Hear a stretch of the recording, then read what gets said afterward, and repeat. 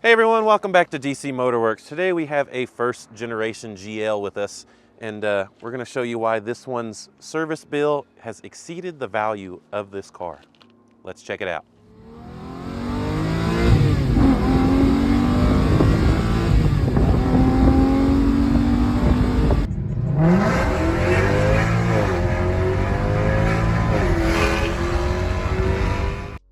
So love them, hate them, the first generation GL. This was a great success for Mercedes-Benz. They sold tons of them. It is now in its third generation with the current GLS.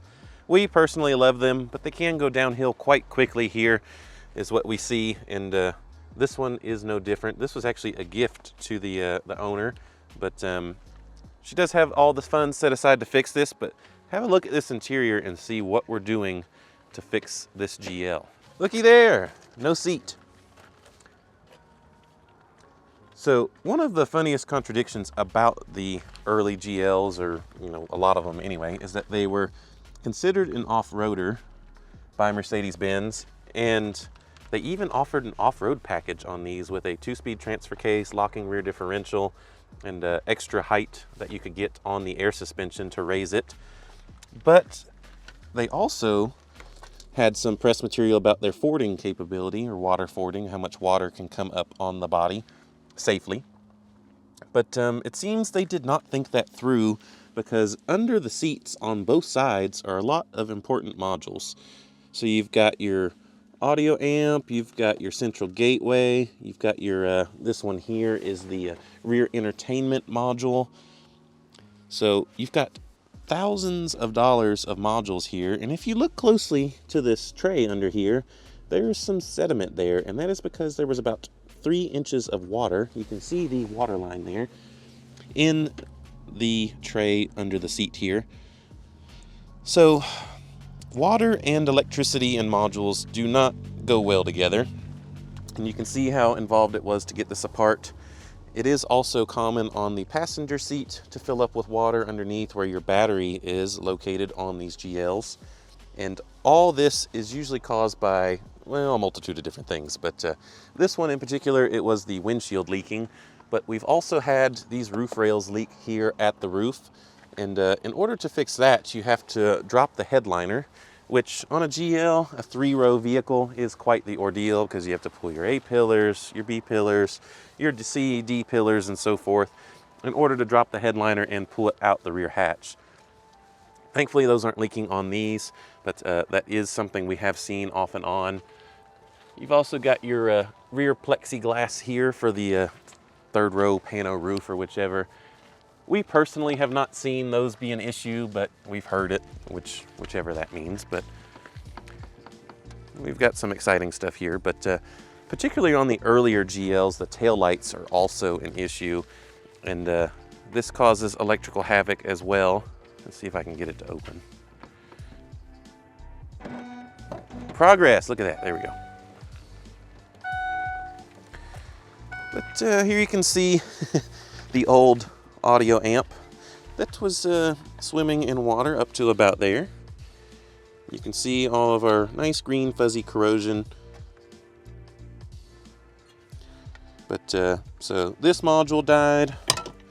Told you about this one, which is the rear entertainment. We also did a central gateway, and unfortunately this is your command unit, or your radio, which is of course up in the console or in the dash, and it was not covered in water, swimming in water, but due to the other failures within that system, like this, which is the audio amplifier, probably backfed some kind of short into the radio and killed that as well.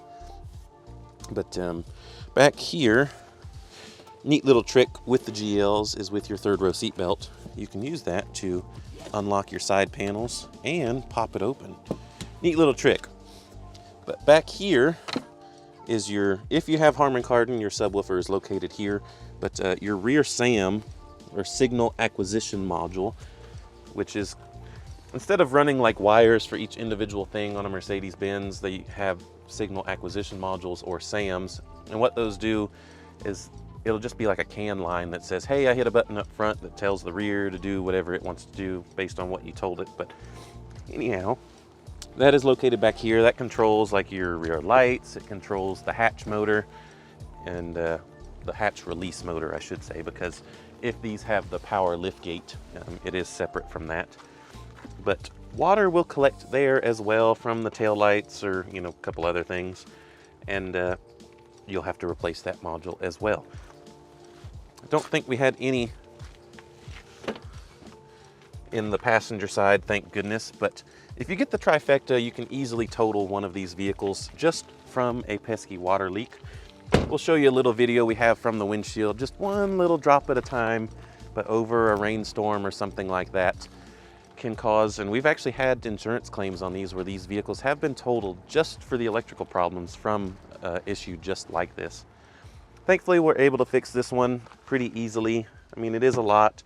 The modules have gotten a lot cheaper from Mercedes-Benz over the last couple of years, but some are not available anymore.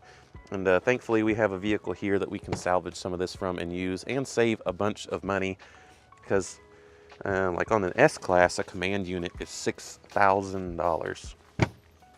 So this total job with the used parts and stuff is somewhere around between $5,000 and $6,000. We'll see once it's all said and done, but just goes to show you how expensive one of these can be. And this is a 2008 model or so. So if you look at the value of one of these,